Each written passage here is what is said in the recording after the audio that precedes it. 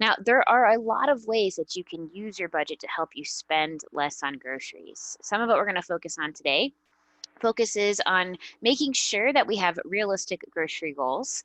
I'll share some clever budget organization ideas, and we'll also talk about how to develop the habit of checking your budget before you go shopping. I'm going to give you guys a quick demo, and then we'll have time for any questions you might have, as well as some outside the budget saving tips. Now, we do know that you can't spend less on something until you know what you're spending now. I can see here by clicking on my groceries category in this budget that I've used for a little while now, that my average spending on groceries is $567. That's going to be the average over the last 12 months, excluding this current month that we're looking at here. And averages don't lie. Now, next, we want to think about how much we'd like to cut from that number. And you want to set yourself up for success. So just start with a small reduction. And once you've achieved that, then you can try for more. So I'm spending $567. Let's shoot for $520 a month. All right, that's about $12 a week less. Now, the problem is that we always start out the month feeling great about the grocery budget. But by the end of the month, we're out of money. Anyone here ever experienced that before?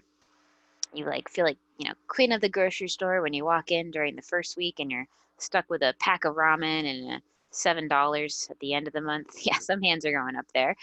What we need is something to give us better awareness of what we can spend and when we can spend it. So let's create a category group just for groceries. And I'm going to organize this by time. All right, so groceries here. We'll bring this one right on up there. And then we'll call this groceries week 4. And I'm going to copy that so I can make one for each week of the month because I'm a weekly shopper. There we go. All right, now I'm going to break that monthly goal amount down into weekly amounts. So we said we wanted to budget $520 a month, so divided by 4, that's going to be $130 a week. Although, most months have more than 28 days. So how do I deal with that? Well, there are two options. I could put a little bit of extra money in week 4, or I could create a 5th week and budget specifically for that. It's up to you how you want to handle that. I think I'm going to put 160 in week 4 and do 120 in the first 3 weeks. And I can see right here my total available equals that $520 a month, which is exactly how much I said I wanted to budget for groceries. Now I can create a goal for each of these categories. That way I don't have to remember how much I said I wanted to budget in each of them next month. And there we've got it, a basic plan ready to roll. Now, to really make this work, you want to make sure you check your weekly budget amount on your phone anytime that you go shopping. And of course, this is not the only way to organize. You might break it down differently to align with your shopping habits. What if you visit a big box store once a month for one really big shop, and then hit the grocery store for smaller things a couple times a month? You could just have 2 categories, one for big box shopping, the other one for those grocery store runs. So how many of you are thinking that this might be something that you'd like to try? Or if this feels overwhelming, by all means, just keep it a single grocery category exactly how it is. That's totally fine as well. Okay, some hands are going up there. That's awesome. I'm glad you guys are excited about it. Looks like Daniel's really excited. But now that we have the basics covered, let's go ahead and look at a few other types of grocery categories we might want to include. Now, YNAB's Rule 2 is embrace your true expenses. And this helps us prepare for non-monthly spending. And that can apply to groceries too. There can be special grocery costs that we need to plan ahead for. You might consider adding a category to your budget for bulk groceries. This is helpful if you want to save separately to take advantage of those sales when you see them, or maybe you join a CSA in the summertime. We actually just joined one for the fall veggies, which I'm really excited about, and I do budget separately for that. It's also possible you buy all your meat for the year in one purchase, like half a cow, that kind of thing. And if you have a lot of company, or you host a holiday dinner, maybe you have some sort of a dinner club, you might consider putting a little bit aside for a visitor groceries category each month to help you deal with that reality. Now, adding in these types of categories can really prevent you from just spending your entire grocery budget for the sake of a really good sale, right? We certainly want to feed the people who visit us most of the time, right? And when we stock up on that sale, we're doing it to save money. But those are different jobs than our day-to-day grocery spending, and we need to plan for them. Now, we often get asked questions about adding a separate category for things like personal care products or cleaning products, pet supplies, that kind of stuff. Now, we suggest that before you add more detail to your budget, just ask yourself, will the information I gain help me change something? If tracking what you spend on these things will help you change your spending habits, then adding a category may be a good idea. Or if you're budgeting or if you're buying those kinds of things separately, online or maybe at a different kind of store, then having a separate category is just a practicality. But don't bother tracking just for the sake of tracking. If you're not looking to change your spending on those things and you get them on your regular grocery trips, just include it in groceries. There's no need to create busy work here, okay? We're all busy enough as it is. So time now for any questions on what we've done so far. Do you have a different shopping or planning structure and you're not quite sure how to organize your budget for it? You can type those and any other questions in that question window and we'll dive on in. Also, I'm going to ask you guys a favor. Everyone has money saving tips for groceries, and we've collected our favorites from the YNAB teaching staff, but I'd really appreciate it if you typed over one of yours as well, and we'll take turns sharing. So feel free to send those on over in that question and answer window too. Here's a question about if can you add those grocery categories from the app as well. Yes, you absolutely can. So we'll head on over there for a second so I can show you ways to do that. Just bear with me one moment here. Just getting my phone loaded up. All right, so the way that you add categories within the app is you just click on this little edit button right here. And so you can use this plus sign to create categories within a group that already exists, or you can use this new group button to create a new group. So I can't make one with the same name, so we'll just call this groceries too. So there's that new one, and then I use the plus sign to add categories within that group.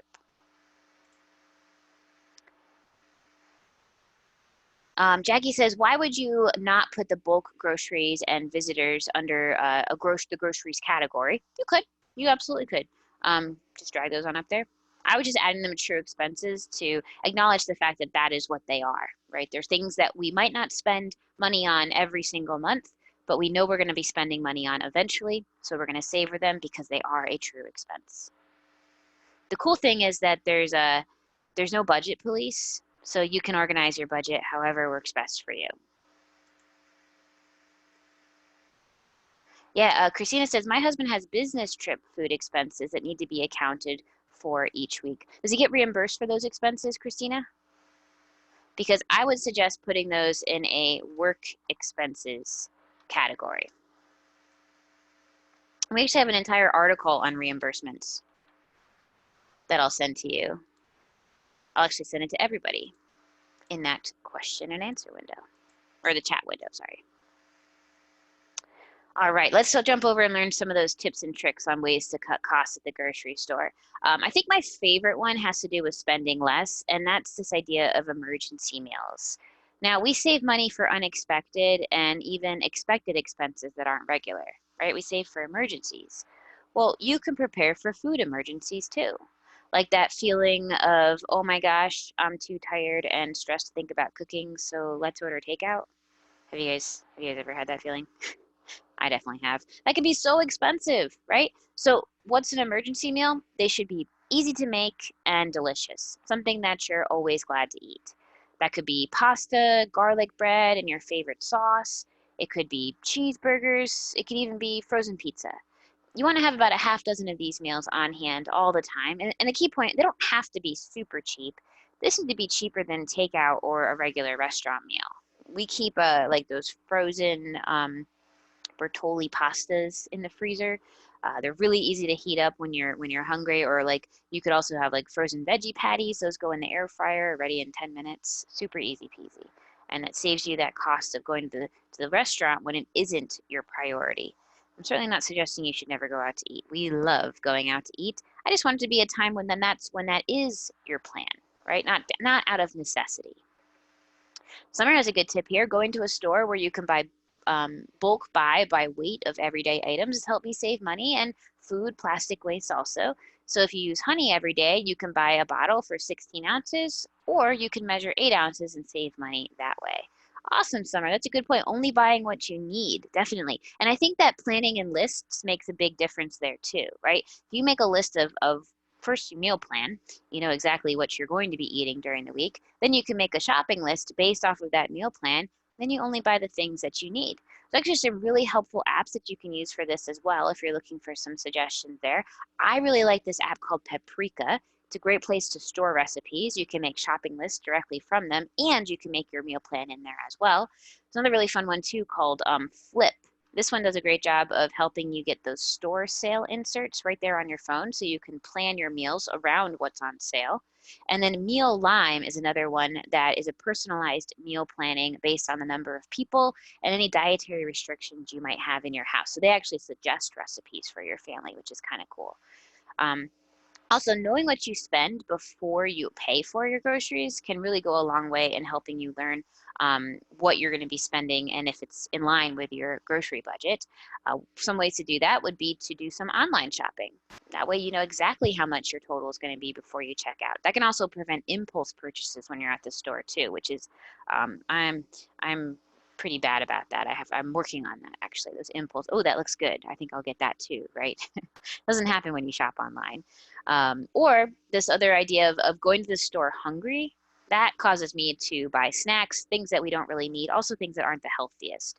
So I always try to keep granola bars in my car so that if I'm hungry before I walk into the store, I'm prepared for that as well.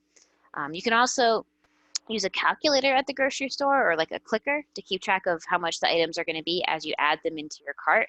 That way you'll know if that cart is in line with your grocery budget before you even check out. Um, Other ways is you can spend less on groceries. You can consider buying seasonal produce.